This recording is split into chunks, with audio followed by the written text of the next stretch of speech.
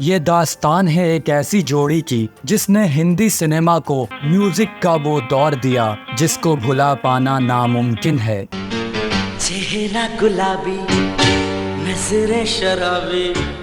हिंदू और मुस्लिम अगर एक साथ मिल जाएं तो क्या कारनामा कर सकते हैं, ये इनकी जोड़ी साबित करती है। ये दोस्ती तेरे दम से है, ये दोस्ती। 90s के दौर में आशिकों और माशूकाओं के लिए ये किसी प्रेम के देवता से कम ना थे, जिन्होंने प्यार करने वालों के लिए एक से बढ़कर एक गीतों को जन्म दिया। जाने जिगर जाने मन, मुझको है तेरी कसम। इनके गीत ऐसे होते जो आम से लेकर खास सबको यह महसूस करवा देते थे कि मानो ये गीत उनके लिए ही बनाए गए हो। मैं दुनिया भुला दूंगा तेरी। इस जोड़ी की मार्केट में डिमांड ऐसी कि इन्हें कई प्रोड्यूसर्स को काम के लिए मना करना पड़ता था।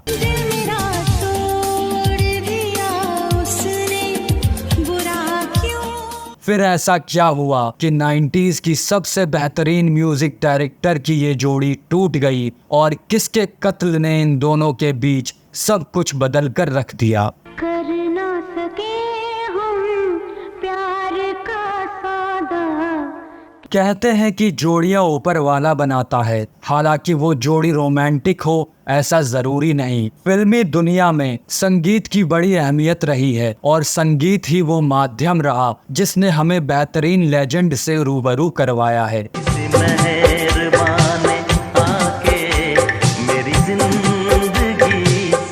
हिंदी सिनेमा की म्यूजिक इंडस्ट्री ने कंपोजर्स की कई जोड़ियां देखी, लेकिन नदीम अख्तर सैफी और श्रवण कुमार राठौर जैसी कोई नहीं थी।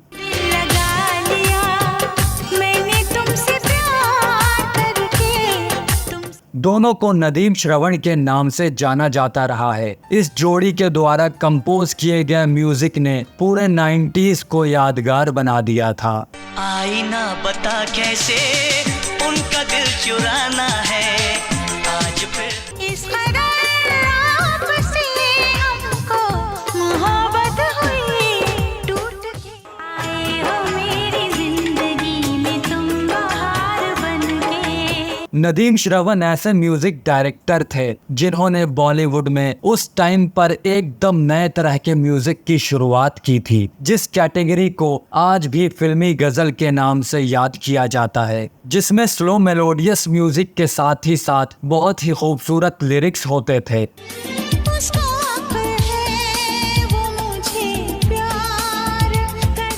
हमको सिर्फ तुमसे प्यार है,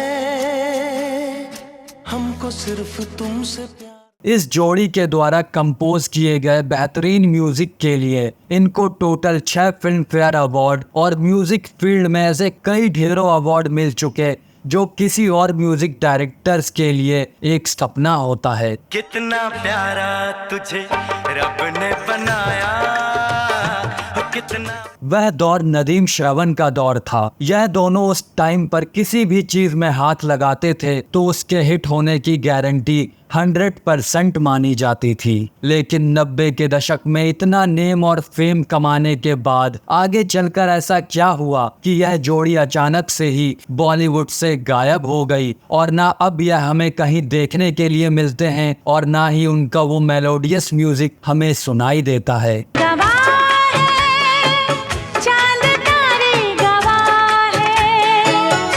अगर आप भी नदीम श्रवण के फैन होंगे तो उनके म्यूजिक को जरूर मिस करते होंगे, क्योंकि ऐसा मेलोडियस म्यूजिक कोई दूसरा म्यूजिक डायरेक्टर ना दे पाया और ना दे पाएगा। तू जो मिला ऐसा लगा बिखरा हुआ सबको हो रही है, हाँ सबको।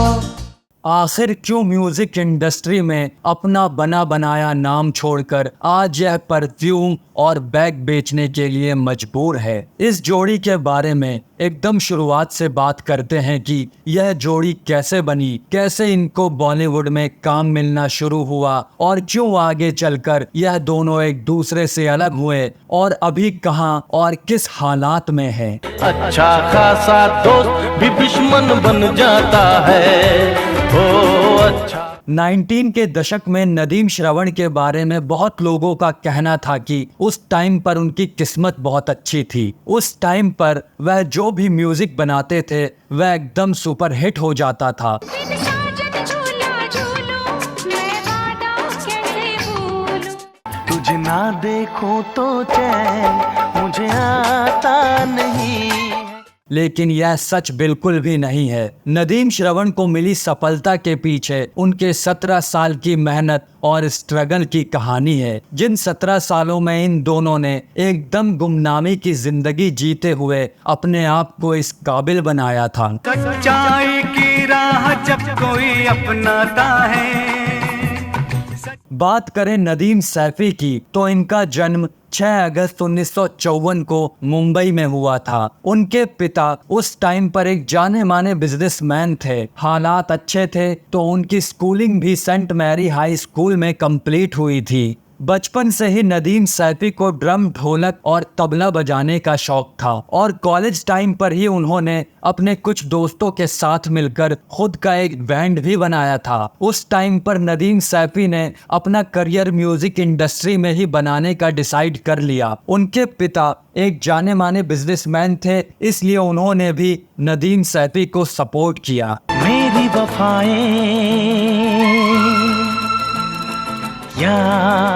यह तो बात हुई नदीम सैफी के बैकग्राउंड के बारे में। अब बात करते हैं श्रवण राठौर के बैकग्राउंड के बारे में। श्रवण कुमार राठौर का जन्म 13 नवंबर 1954 को जाने माने क्लासिकल सिंगर पंडित चतुर्भुज राठौर के यहाँ हुआ था, जो कि खुद अपने टाइम के एक बहुत बड़े म्यूजिशियन रह चुके थे। श्रवण कुमार राठौर के अलावा उनके 2 भाई और भी हैं, जिनको भी शायद आप बखूबी जानते होंगे, रूप कुमार राठौर और विनोद राठौर। ये दोनों भी बॉलीवुड के जाने माने सिंगर रह चुके हैं।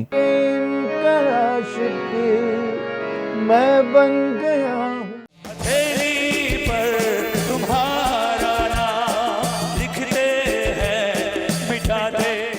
श्रवण कुमार राठौर ने अपने बचपन में जाने माने म्यूजिक डायरेक्टर कल्याण आनंद को देखकर 5 साल की उम्र में ही तबला बजाना सीखा और बाद में लाइव स्टेज पर परफॉर्म भी करने लगे थे। जो भी कसमें खाई थी हमने वादा की। उस टाइम तक नदीम श्रवण एक दूसरे को जानते भी नहीं थे, लेकिन इनकी मुलाकात साल 1973 में एक फंक्शन के दौरान हुई थी, जहां पर इन दोनों के एक कॉमन फ्रेंड हरीश बोपैया ने इन दोनों को एक दूसरे से मिलवाया और वहां पर एक दूसरे से मिलने के बाद इन दोनों को लगा कि इनकी सोच एक दूसरे से काफी हद तक मिलती है। इस वजह से इन दोनों को इस फील्ड में साथ में काम करना चाहिए। और उस टाइम पर वैसे भी ज्यादातर म्यूजिक डायरेक्टर जोड़ियों में काम किया करते थे, जैसे लक्ष्मीकांत प्यारेलाल और कल्याण आनंद। तो इन दोनों ने भी मिलकर अपना करियर नदीम श्रवण के नाम से बनाने का फैसला किया। सबसे प्यारा मेरा यारा राजा हिंदुस्तान। थोड़ी मेहनत करने के बाद इन दोनों को साथ में अपने करियर का पहला प्रोजेक्ट मिला सन 1973 में आई एक भोजपुरी फिल्म दंगल से। उस टाइम पर इस फिल्म का यह गाना काशी हिले पटना हिले बहुत बड़ा हिट साबित हुआ था। काशी हिले पटना हिले कलकत्ता हिलला तोहरी लचक जब। इस गाने को जाने माने सिंगर मन्ना डे ने गाया था। इसके बाद आगे चलकर नदीम और श्रवण की जोड़ी ने बहुत सारे भोजपुरी फिल्मों में और कुछ बॉलीवुड फिल्मों में भी गाने बनाए, लेकिन इस दौरान इनके हाथ कोई भी बड़ी सफलता नहीं लग पाई और इन दोनों को स्ट्रगल करते करते पूरा 70 का दशक बीत गया। 80 के दशक की शुरुआत में मैंने जीना सीख लिया में अपना म्यूजिक दिया, लेकिन यह भी कुछ खास कमाल नहीं दिखा पाया। अपने स्ट्रगल के टाइम पर इन दोनों ने बहुत सारे गानों की धुनें बना रखी थी, जिन धुनों को उस टाइम पर बहुत सारे फिल्म मेकर्स यह बोलकर रिजेक्ट कर दिया करते थे कि यह मार्केट में नहीं चल पाएगा। इस वजह से इन दोनों के पास उस टाइम पर बहुत सारे गानों की म्यूजिक का कलेक्शन हो गया था। तू धरती पे चाहे जहाँ भी रहेगा, तुझे तेरी खुशबू। अपने करियर में इतना स्ट्रगल देखकर एक टाइम पर तो इन दोनों ने म्यूजिक की फील्ड को छोड़ने का ही फैसला कर लिया था, लेकिन शायद किस्मत को कुछ और ही मंजूर था और तब इन्हें बाप नंबरी, बेटा 10 नंबरी और हिसाब खून का जैसी बॉलीवुड की कुछ बड़ी फिल्मों में म्यूजिक देने का मौका मिला। इन फिल्मों का म्यूजिक उस टाइम पर एवरेज ही था, लेकिन एक गाना जिसे मोहम्मद अजीज और अनुराधा पौडवाल ने गाया था वो हिट हो गया और यही गाना नदीम श्रवण के करियर का पहला टर्निंग पॉइंट साबित हुआ। दूर कभी तुझसे जब जाएंगे, दर्द जुदा। इस गाने के बाद ही अनुराधा पौडवाल ने नदीम श्रवण का नाम टी सीरीज के फाउंडर गुलशन कुमार को सजेस्ट किया था। हे भोले शंकर पधारो। यह 1988 और 89 के आसपास की बात है, जिस टाइम पर गुलशन कुमार भी अपनी कंपनी टी सीरीज को स्टैब्लिश करने में लगे हुए थे। इच्छा तुम्हारी बिन कुछ भी न होता है भोले। उस टाइम पर गुलशन कुमार ने नदीम श्रवण से कहा कि वह इसी टाइप के कुछ मेलोडियस गाने उनके लिए रिकॉर्ड करके दे और वह इन गानों को एक एल्बम बनाकर टी सीरीज के बैनर तले रिलीज करेंगे। उस टाइम पर नदीम श्रवण ने गुलशन कुमार के लिए नजर के सामने, तू मेरी जिंदगी है और ऐसे ही कुछ बेहतरीन गाने कंपोज करके गुलशन कुमार को सुनाए, जो कि गुलशन कुमार को बहुत पसंद भी आए और वह इन गानों को एक एल्बम के थ्रू रिलीज करने का प्लान भी बनाने लगे। लेकिन इसका एल्बम रिलीज करने के पहले यह गाने उन्होंने डायरेक्टर महेश भट्ट को सुनाए। उनको भी यह सारे ही गाने बहुत पसंद आए और उन्होंने गुलशन कुमार को बोला कि वह अभी एक रोमांटिक फिल्म की स्टोरी के ऊपर काम कर रहे हैं और वह चाहते हैं कि इन सारे ही गानों को उनकी इस फिल्म में शामिल किया जाए। सनम चाहिए आशिकी के लिए।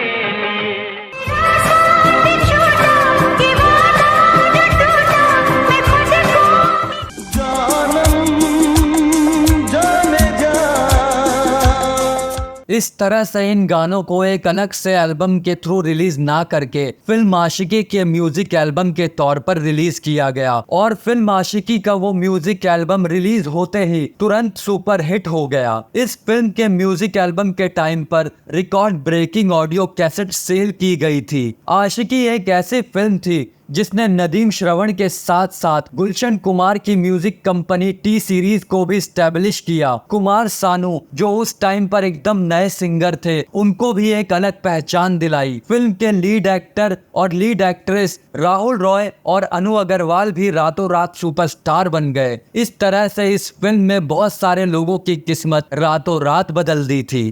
धीरे धीरे से मेरी जिंदगी में आना।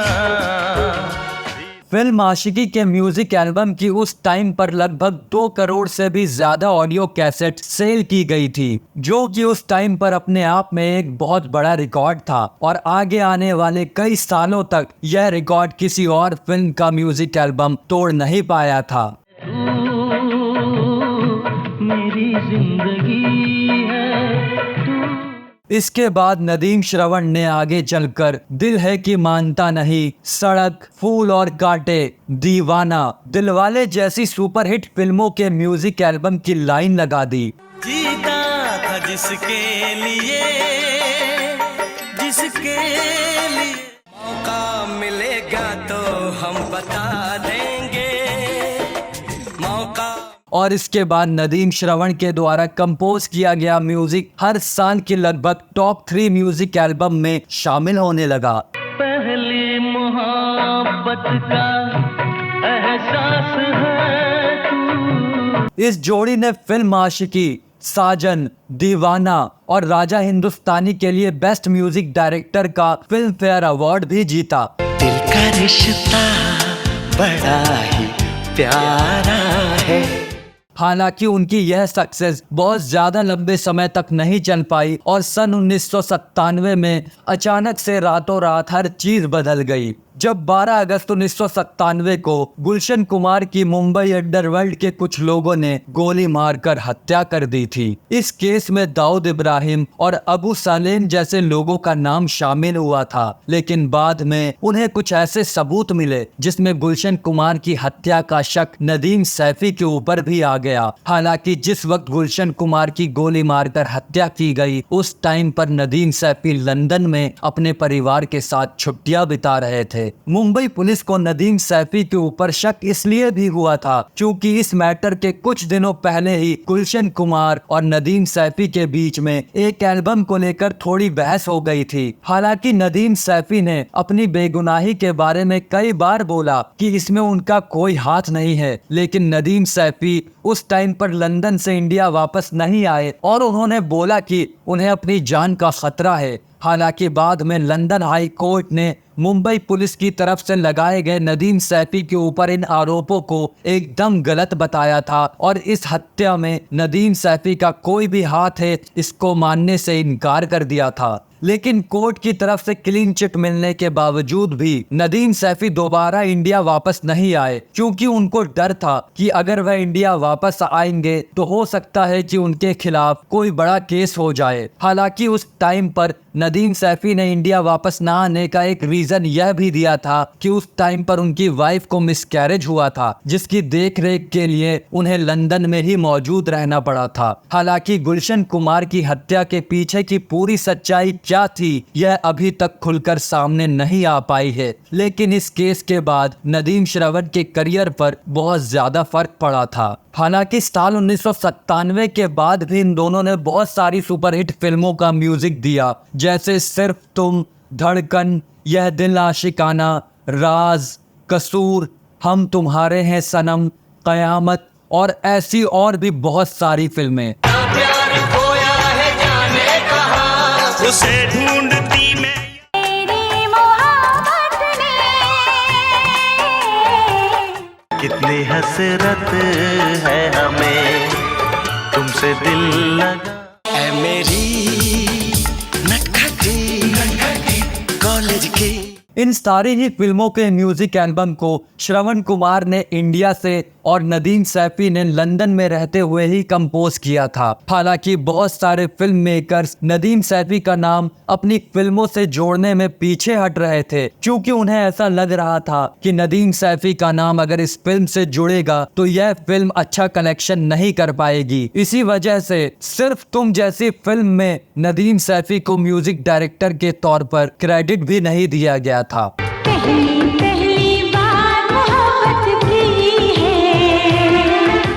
इतने दूर रहते हुए धीरे धीरे नदीम और श्रवण के बीच में भी कुछ क्रिएटिव डिफरेंसेस सामने आने लगे, जिसकी वजह से साल 2006 में आई फिल्म दोस्ती के बाद इन दोनों ने एक दूसरे के साथ काम करने से साफ इनकार कर दिया था। बस इसके बाद से ही शायद बॉलीवुड में अच्छे मेलोडियस गानों की कमी महसूस की जाने लगी। इसके बाद नदीम सैफी ने लंदन में ही अपना परफ्यूम और बैग का बिजनेस शुरू कर दिया और श्रवण कुमार राठौर ने भी अपने दोनों बेटों संजीव और दर्शन का करियर बतौर म्यूजिक डायरेक्टर स्टैब्लिश करने में लग गए। इस वजह से उन्होंने भी म्यूजिक कंपोज करना बंद कर दिया और इस तरह से बॉलीवुड के बेहतरीन melodious music director Nadeem Shravan एक दूसरे से अलग हो गए। किसी रोज तुमसे मुलाकात होगी। 22 अप्रैल 2021 को श्रवण राठौर का कोरोना की वजह से निधन हो गया और नदीम श्रवण की ये जादुई जोड़ी एक बार फिर से हमेशा के लिए टूट गई। तो दोस्तों, यह तो बात हुई नदीम श्रवण की लाइफ से जुड़े हुए बहुत सारे अननोन फैक्ट्स के बारे में। आप लोगों को उनके द्वारा कंपोज किए गए गाने कैसे लगते हैं और आपका कौन सा फेवरेट गाना है, हमें कॉमेंट करके जरूर बताइए। इस चैनल को अपना प्यार देने के लिए धन्यवाद। मिलते हैं अगली वीडियो में किसी और शख्सियत के साथ। तब तक के लिए अपना और अपनों का ख्याल रखें। Good bye.